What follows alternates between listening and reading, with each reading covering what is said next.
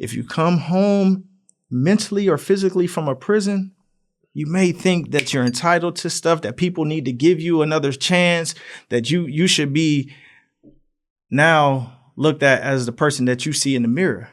But the reality is, we created the narrative of why people don't trust us, believe in us, want us in their house, want us around children. There's a reason why. So now it should be about us wanting to earn that. I am a man of honor, integrity, and promise. I pursue all righteousness. I love my family. I will not put my family in harm's way. There is nothing that will keep me from doing the right thing. I am an ambassador of hope and a man of discipline. I am a man worth following. I am a TYRO. Welcome to TYRO TV. I'm Tijerina, and man, have we got a special guest for you today. Dear friend of ours by the name of Dion Evans, TYRO Dion Evans. Hey, what's up? Man, right? It is good to see you, man. Welcome. Great to see you too, my brother. So tell us, Dion, why are you a TYRO? How did this happen? And tell, just start where you want to, because people need to hear your story. Thank you, first and foremost, for inviting me to be a part of this. Gaining your name in prison, where I just spent the last almost 18 years of my life on my second prison number. It was a light. In multiple prisons that I was at, you would always hear about TYRO. You would hear about what this program is doing for especially fathers. And even though I wasn't a father and still haven't had a child yet, I always wanted to be the best me that I could be. And being a great father is coming from education. You know what I mean? There's no book that says this is the proper way to be a parent. But what there is a lot of people that are parents that have experiences that are able to articulate how to do that. And so small things like that were beacons of light. And I was pulling from those. It was almost infectious, that I was gravitating my way toward the things that were helping to better individuals around me that I was seeing, the men were following, that was inside of a place of purgatory, of hate, anger. There was people that you could see Christ through, that you could see love through. And those were some of the same people that was in different prisons talking about TYRO. And so, I've had an amazing journey, and it started in Steubenville, Ohio, in 1981 when I was born. Yes, home of Dean Martin. Yes, sir. Oh, yes, sir. Yes, sir. One of my favorite. And Bone Thugs and Harmony's killer season. Yeah.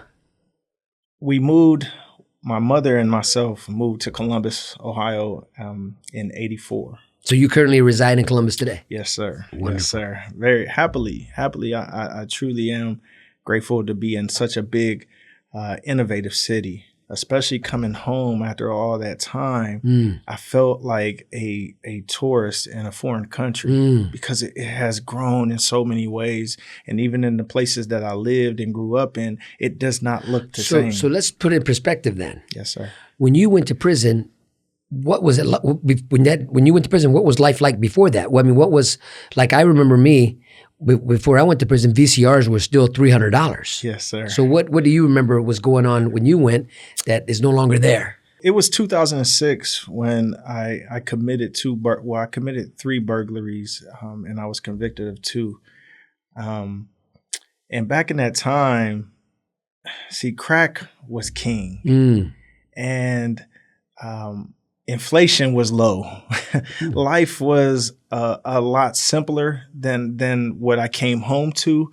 And it seemed like everything, like you could go to the store and take $50 and walk out with bags, you know what I mean, of products. And now it's so much different. I had a Nextel cell phone, chirp. And I really never knew how to manage life, let alone money, relationships, friendships.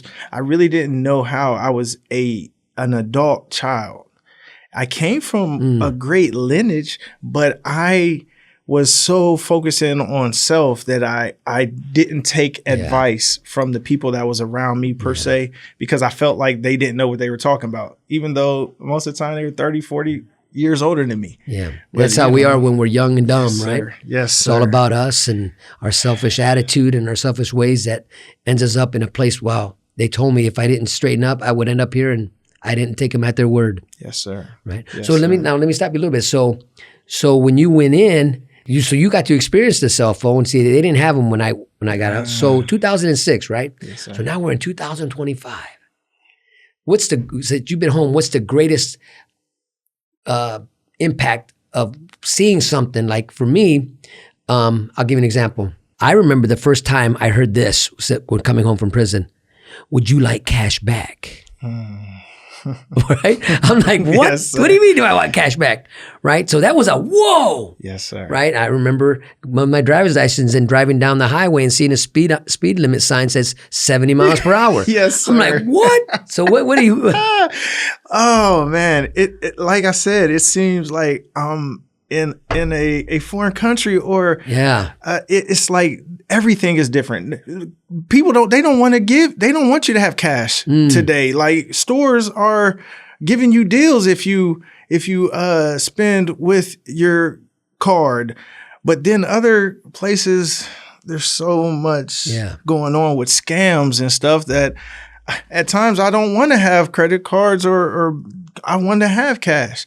So there are so many little nuances that are totally different that I'm coming out here and I didn't know how to turn on the iPhone. Yeah. You know, in prison, I went without a cell phone knowing that eventually they could catch them. So I didn't want to put my family's information into a phone that I knew eventually was going to get caught. So coming home to pick up a cell phone that is a computer. Yeah. It has all the information at my hand, and then to go from reading books to find the information to Siri. Wow. Yeah. You know what I mean? It's like I feel like this world is more capable of succeeding further. There we were more so connected with your unit, your family, and everybody. Now everybody's on their phones. Yeah. So there's a disconnect, but you still see the transformation of growth. The advantage you bring to the table is you're conscious of it, you're aware of it, you see the change, you feel the change versus, for example, our credit cards today, they have this little chip. And now you can just tap the computer, right? And it activates it versus having to connect it, right? But I think it happened to where people just walk, oh, here it is, and don't even think twice about it. Don't even say, see, the change is happening. They just walk into the change without being conscious that, hey, something just shifted in your everyday life and you didn't even catch it. Are you still asleep? And you know, something else I feel like what you just kind of opened up about being conscious. I have an attitude of gratitude. So my everydays is thinking about the smallest of things and being conscious of the grass, thinking of how even our roads are better, or just feeling getting on the bus and the seat, feeling the comfortableness of the seat. Like an endless supply of toilet paper. Yes, sir. Oh, come on, You man. know what I mean? Or going into a store and seeing all different type of toothpaste. Like, you know what I mean? Life has come in such a big way to me.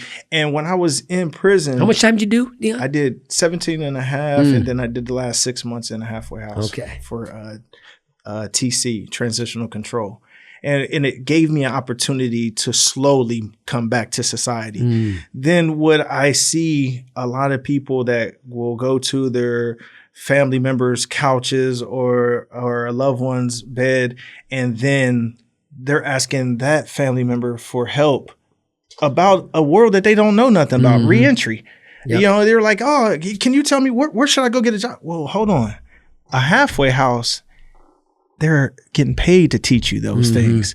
They're getting the networking capabilities given to them so that they can help you slowly come back into the world and find yourself. I spent the 6 months that I was there creating a foundation to stand upon because they provided the food, the clothing, the shelter. We all start somewhere with questions, doubts, and the unknown. But growth begins when you take that first step, when you seek the right guidance. Through insights, self-reflection, and real-world experience, you will build the skills necessary to become someone worth following. It's about overcoming your past and embracing the person you're destined to become. Growth begins with you. Empower your future with TYRO. The key that you said you was in a transitional house versus a halfway house. Exactly. So there's a little bit difference of rules and regulations and opportunities that happen. Most definitely. Right, and the structure. Yep. You know what I mean? Because there's a lot of us, especially that have been incarcerated, that are used to count times. We're used to not speaking when the CO says this, or doing this with a plan of action every day. Yeah. So we come out here and now we have free reign, and we're like, well, what do I do now? Yep. Well, I need to, me personally, I took on the challenge of swallowing my pride and asking for help. Yeah. And I had spoke in multiple different venues, speaking on my pride being the catalyst that helped me go to prison mentally and physically years ago. Now pride comes before a fall. So I refuse to let my pride stop me from succeeding today. Asking for help and saying in an articulate way, this is what I need help with. Yeah.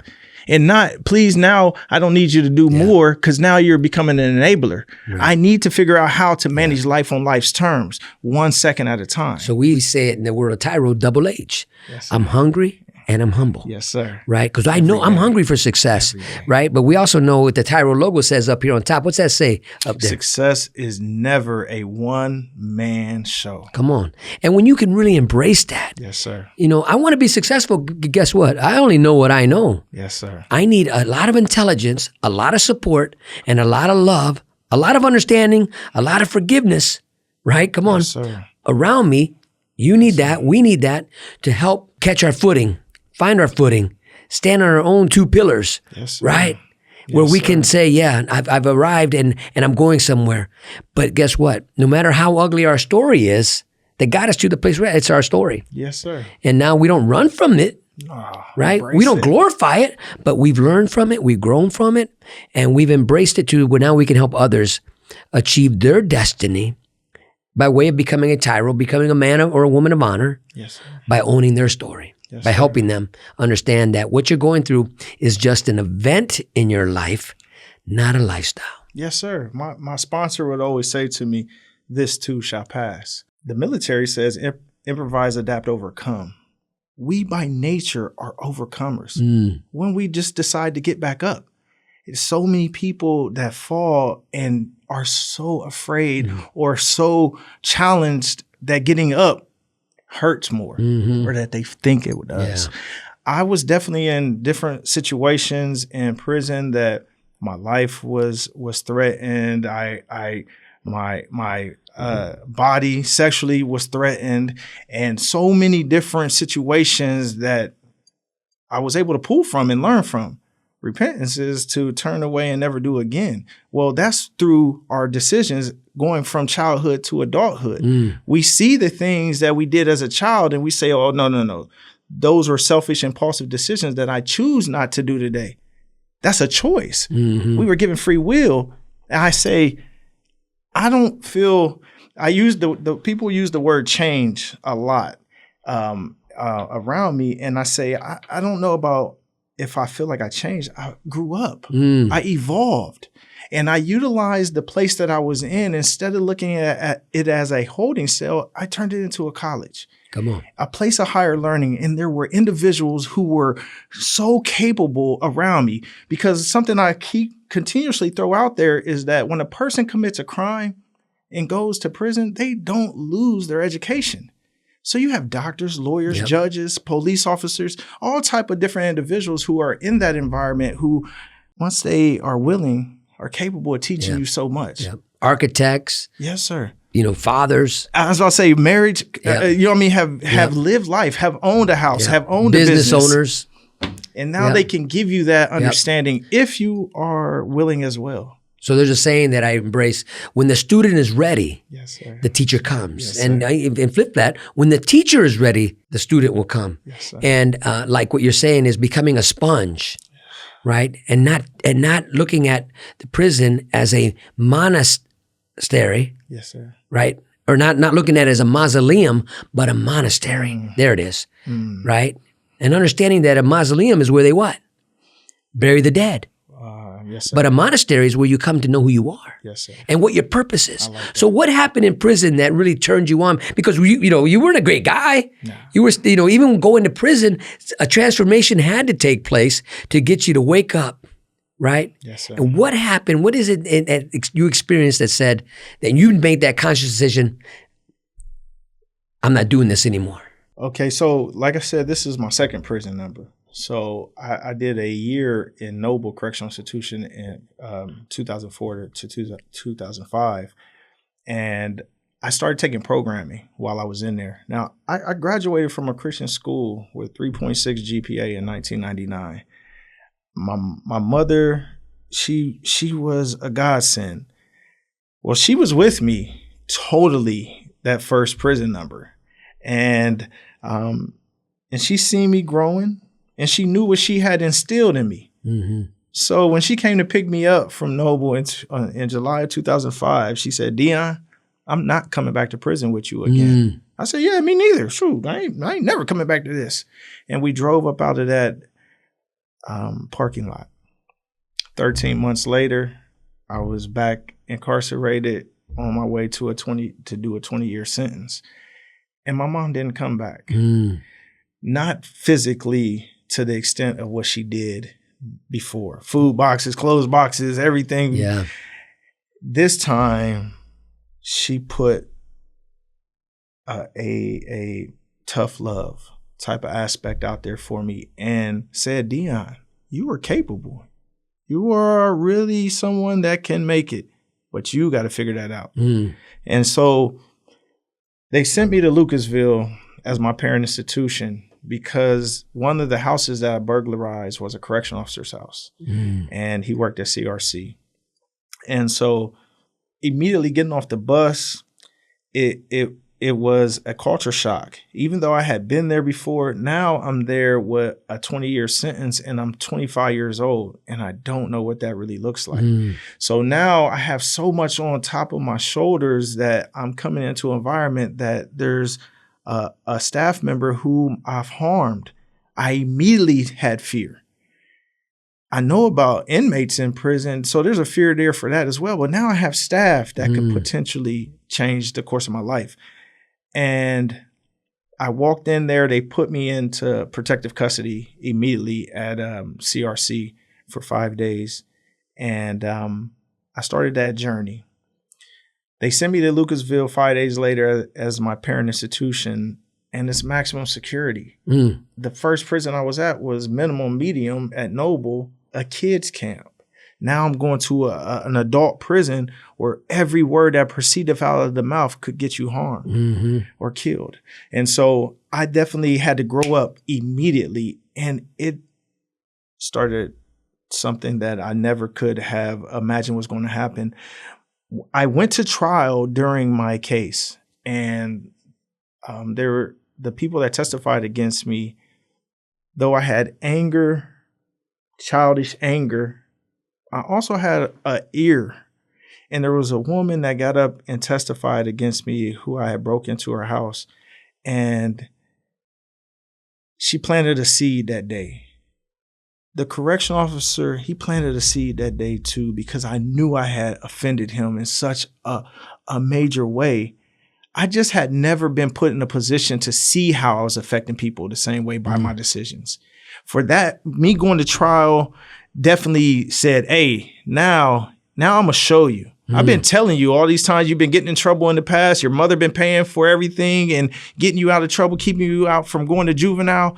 Well, now the rubber meets the road.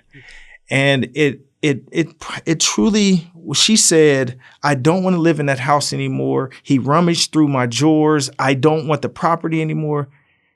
That woman started a trend for me to help me grow up. I feel like going from boyhood to manhood was crossing the street because of the value systems that most children are given. But I didn't become a man till around 33, 34, when I truly realized that my decisions affected other people. And then I started to change the narrative of what that meant. Not just say, oh yeah, I know, I hurt you. No. Now how my mother always used to say to me, sorry didn't do it, you did it. And now I had to see that my words don't mean nothing. Yeah. I'm a liar. I'm a manipulator. Come on. It had to be my actions. And so in prison, I started taking that truth or honest and started making programming and education the catalyst of what was going to grow me up. And so it continuously put me around individuals who were like-minded. Though that's why I continuously say, if you can hear me, please know I was taught by individuals that are way more intelligent, way more capable, way more articulate than I will ever be. In prison. In prison. In prison. You know, you said you were 25 when you went to Lucasville. Yes, sir. I was 25 when I went to Lucasville. Yes, sir. You know, and I was there before the big riot in the state of Ohio. Yes, sir. And when I got out about 4 months before it happened. And you don't even know, you talk about hallelujah, right? Yes, sir. And to have that wake up call, you know, and you ask, why am I here? Of all the places, why here? But to grow up quickly and to understand and to listen to the men, because the men in that place, in that atmosphere, began to teach me. I had one guy, his name was Yusef. He said, look, man, I'm going to teach you how to do time before it does you. And I just, you know, you said you changed your thought process. You changed the way you were thinking. And there's a saying that says you attract where you're at. Ooh, yes, sir. So you were attracting all this poison, all this venom in your life because that's what you were spewing. Yes, sir. Then when you made that decision, I want a different lifestyle, even in here. I want to better myself. And you began to pick up books. You began to educate yourself. You began to gravitate towards people of higher learning. Guess what? You began to change your whole atmosphere. You became that change agent to where you were attracting people who were willing to give you their intelligence. Yes, sir. Yes. You know, and to see where you're at today is amazing because, you know, you were down and out. You were two-time loser, right? Yes, number in there. Yes, but the story wasn't over. No. Because as a TYRO, we say, as long as you have breath, yes, sir. Your story's not over. Yes. Dear son, it's been hard these last few years, watching you grow up without me in the picture. Never taking the time to find out how you were or what was going on in your life. You're just a boy, I thought. You don't need me. I didn't need my dad. He was never around, I told myself. But I was wrong, son. I'm supposed to be a grown man. I was selfish. I was stupid. I was thinking of me, not you. If I could go back, son, and change things, I would. It's taken me all this time being selfish to finally grow up and realize I need to be a responsible man. That's what I finally learned, not from prison, but the TYRO program. It's all about becoming a better, stronger man. Wish I would have gotten it sooner. Everything looks different to me now. I'm a changed person. I know I need to be there for you now. It's not about me anymore. It's not about being cool. It's not about who I run with. It's about mom. It's about you. It's about being a better man, learning something new in my life. It's about being a TYRO, a man worth following. I'm your dad. You're my son, and I love you. I am a TYRO. I'm a TYRO. Dad. If you think you have what it takes to be a TYRO or just want to know more, contact your local Ridge Project facilitator or your caseworker. So how did you get involved in TYRO? How did that finally, you know, the opportunity came and you said, you know what, I'm gonna do this. And then what happened after that? Okay, so I ended up going to 10 different prisons, and I kept signing up for programming. Different prisons were shutting down or remodeling, so they would move us on. But I continuously heard about the Ridge Project and TYRO, And I was knowing individuals who were a part of it because of the fatherhood program. And I'm like, man, I'm not a father, but man, I want to be a part of whatever is productive inside of this environment. I see what it looks like when you're on the negative side. I've been to the hole many times. I sat there and I've seen what it looks like to walk on both sides of the fence. But there was individuals who were men of character, who were doing something different. You could see when they're walking around with books, when they're going to this and they're able to leave the block with a pass to go to this event, this class. And I'm sitting there, I'm seeing how their life is different than the individual who is stagnant, who cares about video games, music, TV. I seen that. Gentlemen at Lucasville gave me the 48 Laws of Power, the Art of War, the Art of Seduction, giving me these books to start educate me on a different level. Now, as many books, I've read over 2,000 books, and I was focusing on nonfiction. Any self-help books, Napoleon Hill's Think and Grow Rich, The Secret, Rich Dad, Poor Dad, so many different things that were about elevation that it started. Now I'm pushing away the 48 laws. Now I'm pushing away the stuff that has more negative connotations behind it. Now I'm looking at, okay, so recovery. Oh, so AA, NACA. Oh, now I'm paying attention. Now I'm in the church and I'm really hearing what God has for me about relationship instead of religion.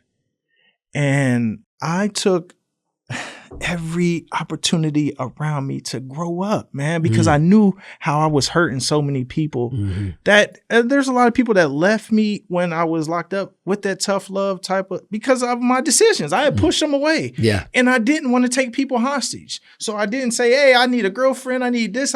No, I was like, hey, listen, I need me. Who is Dion Maurice Evans? Okay. Let's figure that out. And I found somebody that I could like and eventually love. And I took over, I gained almost 250 certificates, 6 certifications, 4 licenses. I got my paralegal license in prison. I won my own appeal, got home 2 years early. I did 79 people's judicials. I got 13 people out. I wrote a book in prison. I wrote a speech in prison that got published in the Yellow Springs newspaper in 2020, right before COVID. Like I was in 10 plays, 3 documentaries. Like God just kept saying, hey, hold on. No, you're not done. Get up. Yeah. Yep. Come on. Man, come on. You know, and staff members, volunteers, inmates were like, hey, hold on, Dion. We see something in you. Hey, come on. I want you to come to this class with me. Or I want you to do. And now it's some of them same type of people, wardens, COs, recovery services staff, volunteers that are on my Facebook page that are rooting for me. A man that burglarized a correction officer's house years ago now is saying, hey, I am sorry. And not only am I sorry with my words, but I'm sorry with my actions. And I'm going to show you better than I can tell you. Yeah. I promise you that. Yeah. People took a chance on me. And I ain't taking that for granted. So what year did you become a TYRO then, man? I became a TYRO in 2024. 2024. And I was at Grafton Correctional Institution, and it finally came. We always pray for things or ask for things when we're not ready for them. But in perfect timing, we're supposed to be where we're at in that moment. And that's where I was at. I was at Grafton with Mr. Keith Foley as our leader, the warden there, an amazing individual who sat there and did so many selfless things. But one of the greatest things that he did for me was shake my hand. He shook my hand and made me feel human at Grafton Correctional Institution. And I can remember President Clinton saying that he shook John F. Kennedy's hand. And for me, it was things like that said, hey, you never know who is supposed to give you their energy. And who are you supposed to give your energy to? Okay.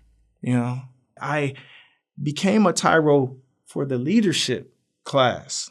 And I kept hearing so many amazing things over the years about this program and about you.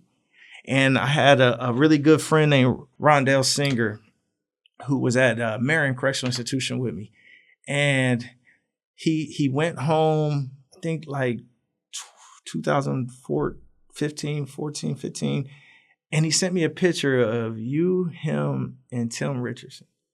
And to see the man that was in a cell a few spots down from me, who I built with on a daily basis, now standing with a man who is already respected and renowned in the prison system. That right there was something that was different for me. I'm like, well, hey, I ain't done that program yet. But that was in 2014, 15. Wow. And so I wasn't able to get there, but I was applying at every prison that I would hear about TYRO. Oh, I just kept seeing glimpses of you. And I would go to the when the TYRO guys would come in and speak, I would be one of them guys that's up asking questions. Hey, so what do you think about this? And people were giving their heart, not just a selfless act. Oh yeah, I'm getting paid to come speak to y'all. Nah, you all were giving your time, your energy, and your love selflessly to people who didn't love themselves or didn't know what love truly was. We got to see that. A lot of us are raised with thinking that love is from the mother or father who's drug addicts, who's beating you, who's leaving you by yourself. And we equate that to what love is. But when we really, really are given opportunity to see that love is selfless, love is all, man. Love is all. Love is agape, unconditional. Yeah. You know, we could talk for hours, you and me, man. I'm proud of you, man. We are so grateful that you've taken time, because you had almost a 3-hour drive to come visit us, and we want to spend more time this afternoon with you. But we got to wrap this up, and we got to go because. But I want to give you an opportunity. If there's something you can say to the men and women who have been listening to the show and who have been taking notes and I hope they're being inspired by what you're saying, because life is just beginning, man, because as long as you got breath, your story's not over. Yes, as long as you're conscious, appreciative, and grateful. Yes, sir. So if you could take another minute and just look into that camera and give some advice to the men and women who are watching this show, what would you say to them? I've been home from a halfway house since August. For me, I couldn't do this fast. I had to be patient. And that's something that I feel like needs to be a core value. In prison, we learned, hurry up and wait. If you come home mentally or physically from a prison, you may think that you're entitled to stuff, that people need to give you another chance, that you should be now looked at as the person that you see in the mirror. But the reality is, we created the narrative of why people don't trust us, believe in us, want us in their house, want us around children. There's a reason why. So now it should be about us wanting to earn that, in my opinion. And that's all I'm doing, 1 second at a time. I go to my recovery and I go to church. I have a job making $26 an hour. I have 2 prison numbers, 13 felonies. I came home, I got my OSHA 30, my forklift, my serve save, and my flagger certification in 13 days. Double H, hungry and humble. Every opportunity I get to speak about my past and about how God is using me, I'm going to say it from the highest mountains, because the people that I know went through wilderness. They are the ones that are out here trying to say, hey, I am sorry, but let me show you a little bit different. My experiences have been vast, but my love for self says, hey, I don't want to go back, not to prison mentally or physically. And I want to go back and pull them out in any way that I can without physically being in prison with chains. I want to go back and bring hope. So if anything I could really say that is impactful, I would just pray that you will see that you are worth it. I didn't think I was until I found out that I was a man of purpose. And TYRO gave me so much in those moments, because it wasn't just that I became a TYRO in 2024. I was already walking those steps that are inside of TYRO. I was just made to then be introduced to the right people at the right time. So it's definitely a challenge every day for everybody. But as long as we have air, like Ron said, we have an opportunity to do a little bit better. And education is going to be there till the day that we die. So I promise you, an attitude of gratitude is what I have to keep. I'm humble because I don't know it all. I don't want to know it all. I don't want to get to the top. I want to always be climbing. So I'm grateful to be here, and I pray that people will see you can't judge a book by its cover, and where people been only tells them where they may either not want to go back to or where they can do better from.